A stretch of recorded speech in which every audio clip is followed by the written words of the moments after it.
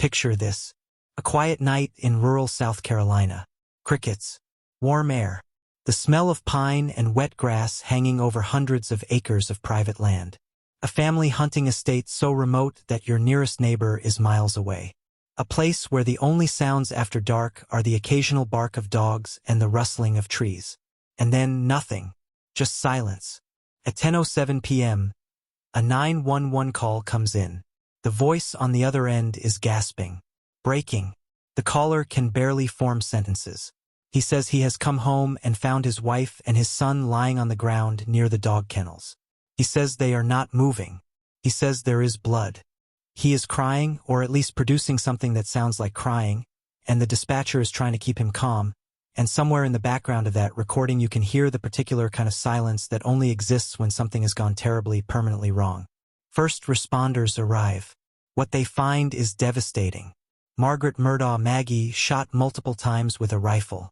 Paul Murdaugh, 22 years old, shot twice with a shotgun. The wounds to his head so catastrophic that identification is initially difficult. And standing nearby, trembling, the man who made the call. The husband. The father. The grieving survivor. Alex Murdaugh. One of the most powerful attorneys in the state of South Carolina. The heir to a legal dynasty that had controlled the justice system of the Lowcountry for nearly 100 years. The man who told investigators clearly and repeatedly that he had not been at that property when his family was killed. Here is the problem. He was lying. And that was just the beginning of what investigators were about to uncover, because behind the tears, behind the reputation, behind the century of public trust, there was a completely different man living a completely different life. A man who had been stealing millions from grieving families. A man who had been feeding a crippling addiction for years. A man who, when his entire world began to collapse around him, made a decision so cold, so calculated, so devastating, that even seasoned investigators struggled to process it. This is not just a story about a murder.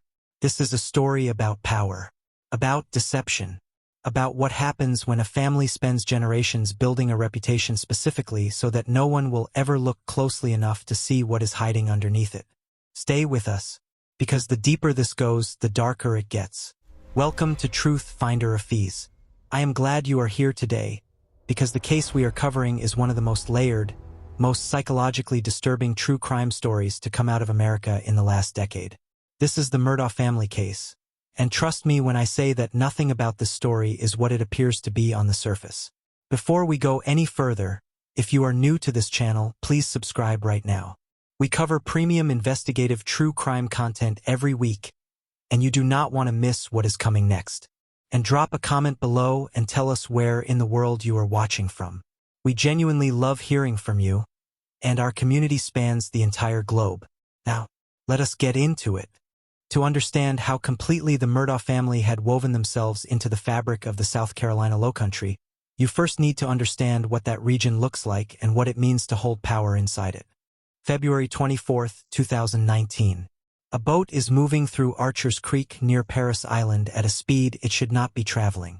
Behind the wheel is 19-year-old Paul Murdaugh. He has been drinking. Several of the people on the boat with him have been drinking. The night is cold. The water is dark. And the combination of alcohol and speed and youth is accelerating toward a conclusion that cannot be pulled back. The boat strikes a piling near a bridge. 6 young people are thrown into the freezing water. 5 of them survive. 1 does not. Mallory Beach is 19 years old. Her body will not be recovered for 7 days. In the immediate aftermath, while emergency responders are still arriving at the scene, while survivors are being pulled from the water and statements have barely begun to be collected, something happens that the people present will not forget. Alex Murdaugh arrives, not simply as a panicked father racing to his injured son. According to witness accounts and later court proceedings, Alex is observed making contact with surviving passengers at the hospital, speaking to them, placing himself into conversations that, at the very least, raised questions about what exactly he was there to do. Whether his intentions in those moments were purely parental or something more deliberate is a question investigators would return to later. But the perception at the time was clear enough. The Murdaugh machinery was running, not to grieve, to manage. Paul was charged with boating under the influence causing death. But in Hampton County, where his family's name sat at the apex of the local power structure, the case moved with unusual slowness. He was released on a personal recognizance bond. No mugshot was taken that night, a procedural irregularity that drew immediate public attention and immediate public questions. People wanted to know whether law enforcement had extended courtesies to Paul Murdaugh that would not have been extended to anyone else. Whether standard protocols had been quietly set aside in deference to who his father was. For the Beach family, the grief was already enormous. But layered underneath it was something else. A growing suspicion that justice in Hampton County worked differently depending on the name attached to you. That the same system the Murdaugh family had administered for nearly a century might now be arranged, however subtly, to protect one of their own. That particular kind of pain does not leave a person. But the boat crash did something beyond its immediate devastation. It applied pressure. Not just the legal pressure of a wrongful death lawsuit, though that lawsuit was significant and financially serious. It applied the specific, suffocating pressure that comes from having a carefully maintained public image begin to fracture. And for a man like Alex Murdaugh, whose entire identity had been constructed around power and respectability and the seamless projection of a certain kind of authority, that kind of pressure was not something he could absorb calmly. Those close to him began noticing changes. He was more anxious, more secretive, more erratic in ways that were hard to name but impossible to dismiss. Phone calls at strange hours, absences that were never fully explained, his spending patterns becoming increasingly difficult to account for, money moving in ways that, to someone paying careful attention, looked wrong. Something was accelerating beneath the surface, and no one on the outside could see it. To fully understand what Alex Murdaugh had been doing for years, you need to understand what trust means in the world of personal injury law. When a lawyer wins a settlement for a client, a widow, an injured worker, a family shattered by a sudden and preventable loss, that money does not always transfer directly to the client. It passes through the attorney's trust account first. The lawyer is responsible for distributing it correctly, for ensuring that every single dollar reaches the person it was intended to help. This is not a minor obligation. It is the most fundamental ethical responsibility a lawyer holds. When that money enters your trust account, you are the only thing standing between a broken human being and the resources they need to begin rebuilding their life. Every dollar belongs to them. Not a cent belongs to you. Alex Murdaugh violated that responsibility repeatedly, systematically, and over a period of more than a decade. The full scope of his financial crimes would eventually total approximately $8.5 million. Stolen from clients, from his own law firm, and from individuals who had trusted him at their most desperate. He created fictitious accounts. He invented a fake entity he called Forge, deliberately designed to resemble the name of a real financial company, and funneled settlement money into it before his clients ever knew a settlement had been reached. He stole from the estates of dead people. He stole from families who had been awarded compensation for injuries that had already destroyed their lives. And perhaps the most devastating theft of all involved a woman named Gloria Satterfield. Gloria had worked for the Murdaugh family for more than 20 years. She was their housekeeper, their nanny, a consistent and trusted presence in their home across the entirety of the boys' childhoods. In February of 2018, she allegedly fell on the steps of the Murdaugh property and suffered injuries she never recovered from. She died weeks later. Her death certificate listed the cause as natural. No autopsy was conducted. No law enforcement investigation was opened. The death of a woman who collapsed inside the home of one of the most prominent families in the region was processed, classified, and quietly filed away. There were no difficult questions. There was no scrutiny. The death simply passed. Then Alex Murdaugh went to Gloria's sons. He told them he could help them pursue an insurance claim. He was offering to help, coming to them as the powerful family friend, the trusted attorney who knew how to navigate a complicated system on behalf of people who did not. He was performing, once again, the role he had always performed. The man you could count on. The Murdaugh. A settlement was reached. More than $4.3 million was awarded in connection with Gloria Satterfield's death. Her sons never saw a single dollar of it. Alex redirected the entire amount into accounts they had no knowledge of and spent it.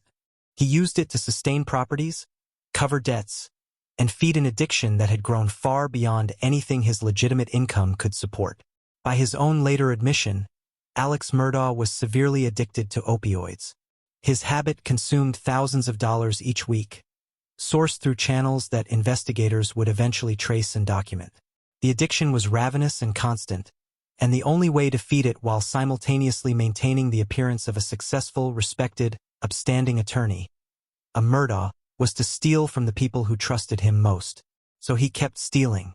And here is the part that should disturb everyone watching this. Nobody caught him. Not for years.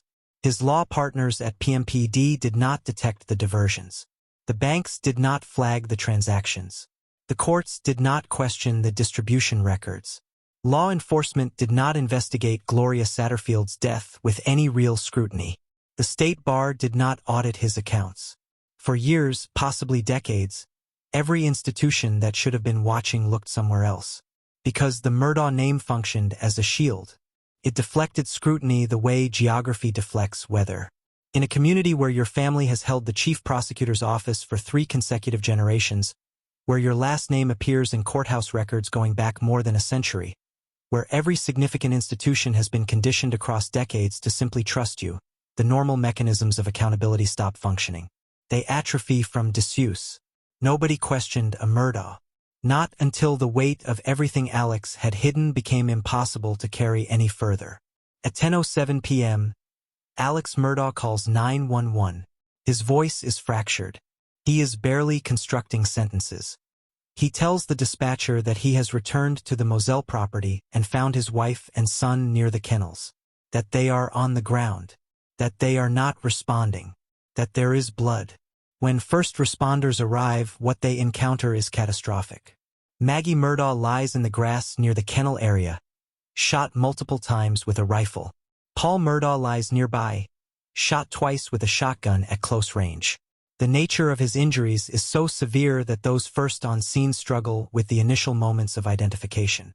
This was not a robbery. Nothing had been taken. This was not a random act of violence against a property someone stumbled upon. The Moselle estate sits at the end of a long dirt road, gated, invisible from any public route, accessible only to someone who knows exactly where it is and exactly how to reach it. Whoever came to that property on the evening of June 7th came there with purpose, for these 2 specific people, and left without being seen. In the days that followed, the community's reaction was something close to collective disorientation. The Murdaugh family existed in the public imagination as people to whom law applied, not as people to whom violence happened. Condolences arrived from across the legal community, from former clients, from judges and officials and neighbors who had known the family for decades. Alex appeared publicly as a man hollowed out by grief. He leaned on friends. He asked for help finding whoever had done this. He performed the role of a devastated father with the kind of conviction that made everyone around him want to believe him. And the investigation began. Visual. Blue and red emergency lights reflected off a puddle on a dirt path. Crime scene tape stretched across a narrow road. The silhouette of the kennel structure standing still in the background. A detail you cannot look away from once you know what happened there. From the very beginning, something about the shape of Alex Murdaugh's account produced a quiet, persistent discomfort in the investigators working the case. Not a single dramatic red flag in those first hours. Not an obvious contradiction they could point to immediately. Just a feeling, the kind that experienced investigators learn not to dismiss, that the story being offered did not quite fit the contours of what the evidence was beginning to suggest. Alex told investigators he had not been at the kennels that evening.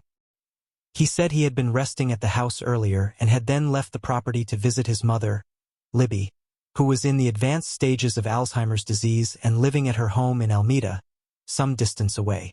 He said the visit lasted roughly 30 to 45 minutes. He said when he returned to Moselle, he walked toward the kennels and found them. Clean. Simple. A husband and father who came home too late. But investigators pulled the phone records. They examined GPS data. They mapped every movement, every call, every location ping from that entire evening, with a precision that left no room for interpretation. And they found something that changed the entire direction of the case. Earlier that evening, Paul Murdaugh had recorded a short video on his phone at the dog kennels. Completely unremarkable on the surface, a casual clip of one of the dogs, the kind of thing any young person records on a quiet night without thinking twice about it. But the microphone on a modern phone is sensitive. Captures more than its owner intends. In the audio of that video, recorded at 8:44 p.m., in the background behind Paul's voice, there are other voices. One of them belongs to Maggie. One of them belongs to Alex. Alex Murdaugh, who told investigators clearly and more than once that he had not been at the kennels that evening, is audibly present at that location at 8:44 p.m., less than 20 minutes before the estimated time of death. Visual, a phone screen frozen mid-video. A dog in the foreground. In the background, indistinct but unmistakable, the auditory presence of a man who insisted he was not there. He was there. He said he was not. And now the question sitting at the absolute center of everything is no longer simply who killed Maggie and Paul Murdaugh.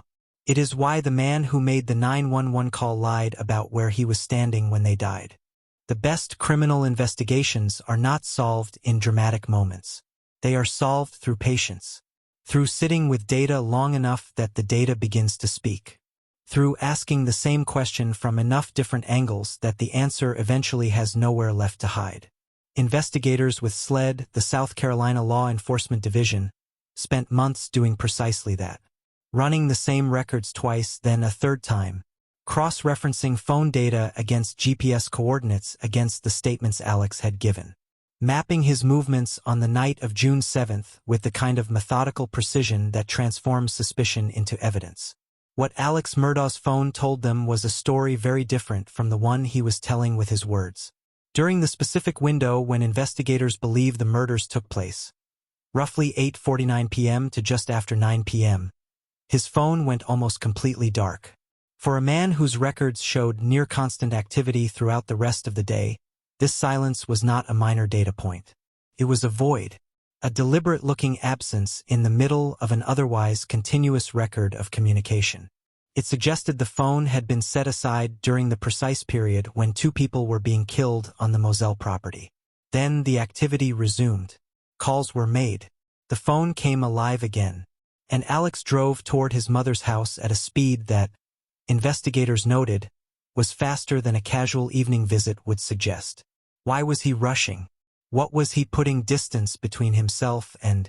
When investigators confronted Alex with the kennel video, with the audio evidence placing him at the scene he had denied visiting, his account shifted. He acknowledged, now, that he had been at the kennels briefly that evening. He said the stress of that night had confused his memory. He said grief had scrambled his timeline. He was no longer saying he was not there. He was now saying he left before anything happened. Investigators noted the adjustment with care, because there is a specific behavioral pattern that emerges when someone is building a false story under mounting pressure. The story does not collapse all at once. It retreats. It surrenders the details that have been disproven while fighting to hold the core claim in place for as long as possible. Alex had been caught in a direct lie about his location. He absorbed that exposure, offered an explanation for it, and held everything else together. But investigators were far from finished. On September 3, 2021, less than 3 months after the murders, Alex Murdaugh was confronted by his law partners at PMPED. Financial irregularities that had been accumulating invisibly for years had finally reached the surface in a form that could not be explained away.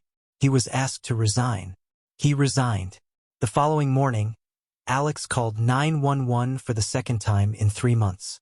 He reported that he had been driving a rural road when a truck slowed beside him and someone inside fired a shot at him. He was taken to hospital with a wound to his head. He performed once again the role of victim, the man to whom terrible things keep happening. It was a fabrication, every word of it. Within days, the story fell apart completely. Alex admitted he had arranged the entire incident himself. He had contacted Curtis Edward Smith, the man investigators alleged had been supplying him with opioids, and asked Smith to shoot him so that his surviving son Buster could collect on a $10 million life insurance policy. A staged death. A manufactured crime scene. A scripted 911 call. Hold that in your mind for a moment. Within 90 days of his wife and son being shot to death in their own yard, Alex Murdaugh orchestrated a fraudulent shooting on a rural road. He called the same emergency system. He presented himself to investigators as a victim of violence. He performed shock and injury and confusion before eventually being exposed. He had done the same thing at Moselle. The structural parallel between the two events was not lost on anyone paying attention. Both involved a violent scene. Both involved a 911 call from Alex. Both involved Alex presenting himself as a devastated survivor to whom something terrible had just been done. And in both cases, the evidence would ultimately point directly back to him. If he was capable of fabricating a shooting scene, rehearsing a 911 call, and presenting himself convincingly as a victim when he was in fact the architect of the entire thing, what did that mean for the night of June 7th? What did it mean for the man standing near the dog kennels, gasping into his phone, telling the dispatcher he did not understand what had happened? The investigation had found the axis everything else would turn on. Once the financial investigation opened its doors, it found rooms that no one had entered for years. The forensic accounting was staggering. Transactions traced across more than a decade identified dozens of victims. Settlement funds meant for paralyzed workers. Estate money belonging to people long dead who had trusted him with their affairs. Insurance payouts awarded to injured families that were intercepted before they ever arrived. The $4.3 million stolen from Gloria Satterfield's sons sitting in accounts her children had no knowledge of, spent years before anyone thought to look. When investigators were finished counting, the total exceeded $8.5 million. Every figure in that total had a name behind it. A story. A real person whose most devastating moment had been treated by Alex Murdaugh as a financial opportunity. And as the financial crimes became public knowledge, older cases began to attract the kind of attention they had never previously received. Gloria Satterfield's death was formally re-examined. Her body was exhumed. The manner of death was reclassified from natural to undetermined. Questions that had never been properly asked were now being asked openly. Had her death been given the investigative scrutiny it deserved? Had the Murdaugh name altered the way authorities responded to what happened in that house? Had a woman died inside one of the most powerful households in the region and been allowed to pass without real examination because of who lived there? The case of Stephen Smith, a 19-year-old nursing student found dead on a rural Hampton County road in 2015, was formally reopened by SLED. His death had been ruled a hit and run, but investigators had always noted that the physical evidence was inconsistent with that explanation. Rumors connecting the case to the Murdaugh family had circulated for years and been largely set aside. Now those rumors were being examined with different eyes and different resources. Every direction investigators looked, they found something that should have been looked at more carefully and hadn't been. Alex Murdaugh was arrested, then arrested again. Charges were filed, and then more charges followed. Nearly 100 counts of financial crime, fraud, money laundering, and obstruction. He was disbarred. His assets were frozen and eventually seized. The Moselle estate, all 1,700 acres of it, was listed for sale. The hunting lodge, the land, the dog kennels, all of it reduced to a line item in a financial reckoning. And in Hampton County, the community that had held the Murdaugh name as something approaching permanent, something foundational, something simply beyond serious question, the reckoning was not only legal, it was deeply personal. People began talking in ways they had not before. About cases they felt had moved differently because of who was involved. About courtesies they suspected had been quietly extended. About a system that had operated for so long under one family's influence that it had gradually, unconsciously, lost the ability to hold that family accountable. The dynasty did not simply fall. It detonated. And the blast reached every institution that had sustained it. Every law office, every courthouse, every police department, every social arrangement that had chosen proximity to power over the basic obligation of scrutiny. The trial lasted nearly 6 weeks. The courtroom was full every single day. The proceedings were broadcast live and watched by millions of people across the country who had followed every development of the Murdaugh saga since the night of the 911 call. What drew them was not simply the horror of what had allegedly happened. It was something harder to define, a recognition that the Murdaugh case had reached into a particular anxiety that many people carry without naming. The fear that the people and institutions we have been taught to trust most completely are not, and perhaps never were, what we believe them to be. The prosecution built its case methodically and without rushing. They began with the timeline of June 7th. The phone data, the GPS records, the kennel video with its damning background audio. They placed Alex Murdaugh at the scene he had denied visiting, in the minutes before his wife and son were killed, using evidence that had come not from surveillance cameras or witness testimony but from his own son's phone. Then they connected the financial crimes directly to motive. By the summer of 2021, Alex Murdaugh was standing at the edge of total exposure. The wrongful death lawsuit filed by the Beach family was advancing through the courts. Discovery proceedings in that case were going to force the law firm's financial records into the open. The missing millions were going to become visible. His career, his freedom, and the reputation his family had spent a century building were all about to be destroyed by a legal process he could no longer redirect or control. Unless something intervened. If Maggie and Paul were murdered, if the Murdaugh family became victims of a brutal and inexplicable crime, the scrutiny would shift. The world would look at Alex Murdaugh and see a broken man, not a cornered one. The financial investigation would slow while law enforcement focused elsewhere. The lawsuit proceedings would pause in deference to a family in crisis. He had spent his entire career understanding how stories shape outcomes, how grief deflects attention, how the role of victim is the most powerful shelter available to a person in danger of being exposed. He had used it before. He used it after the roadside shooting. He understood at an instinctive level that victimhood creates space. Alex chose to testify in his own defense. He admitted, for the first time in the context of the murder case, that he had been at the kennels on the night of June 7th. He said the lie had been born of panic, that his opioid-addled mind, combined with his awareness of his own financial crimes and his terror of becoming the obvious suspect, had pushed him into a false account. He said he was a broken man, a flawed man, a man who had done unconscionable things to people who had placed their faith in him, but that he had not done this, that he could not have done this, that Maggie and Paul were the people he loved most. He cried. He described Maggie. He described Paul. He gave the jury the version of Alex Murdaugh that had always worked, the one that carried the gravity of his name, the practiced sincerity of a man who had been believed his entire life because the world around him had been conditioned to believe him. The cross-examination did not allow any of it to stand.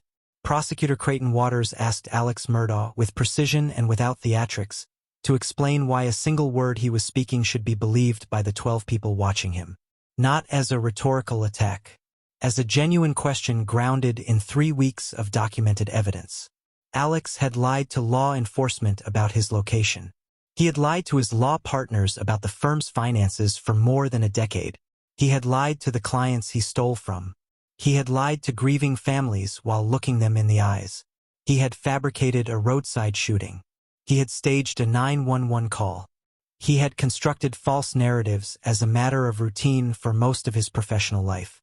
Given all of that, established, documented, presented to the jury in painstaking detail, why should they believe him now? Alex had no answer that held. On March 2, 2023, after deliberating for less than 3 hours, the jury returned their verdict. Guilty.